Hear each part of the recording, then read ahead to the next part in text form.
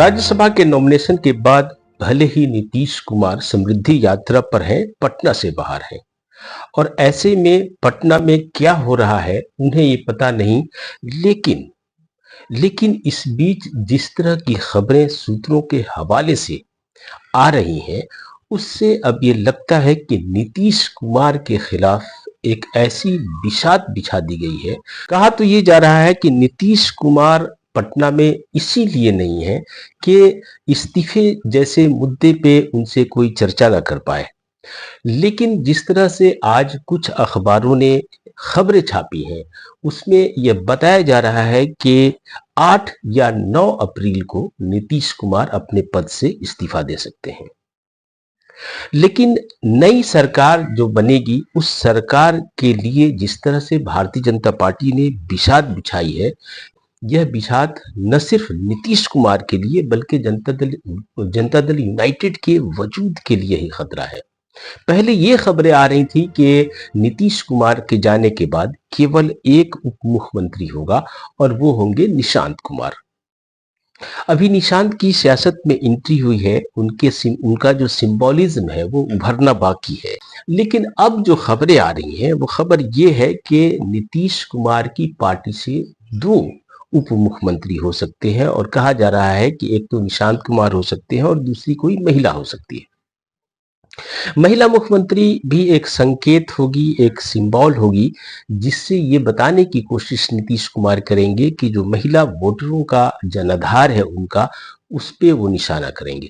लेकिन इस सबसे अहम बात यह है कि भारतीय जनता पार्टी की तरफ से जो बताया जा रहा है वो खबर काफी महत्वपूर्ण है। वो ये कि नीतीश कुमार के जाने के बाद जो उप मुख्यमंत्री होंगे, उनको उनको नई निजाम में उप मुख्यमंत्री तो बनाया जाएगा, लेकिन गृह विभाग की जिम्मेदारी उन्हें नहीं दी जाएगी।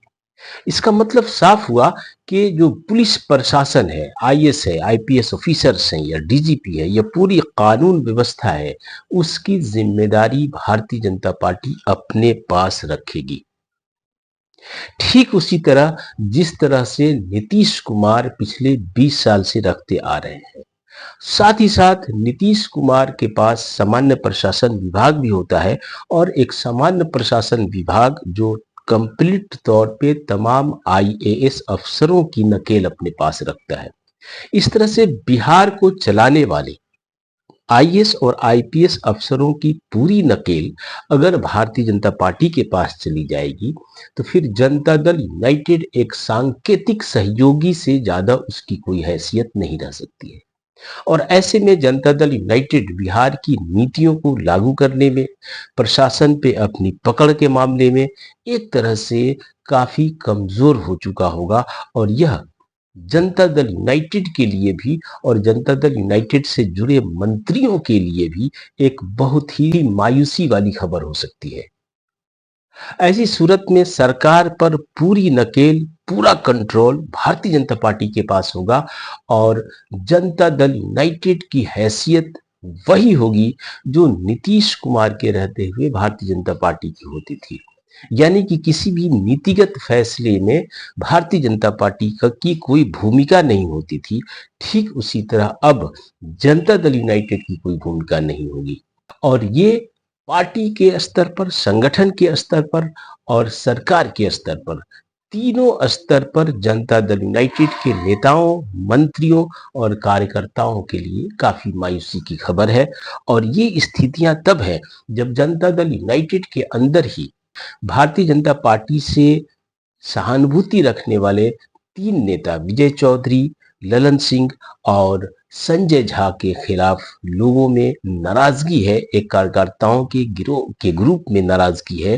तो ये नाराजगी भी एक जनता दल यूनाइटेड की सेहत के लिए नुकसानदेह है। तो दूसरी तरफ मौजूदा जो संकेत मिल रहे हैं, ये भी जनता दल यूनाइटेड के लिए अच्छी खबर नहीं है।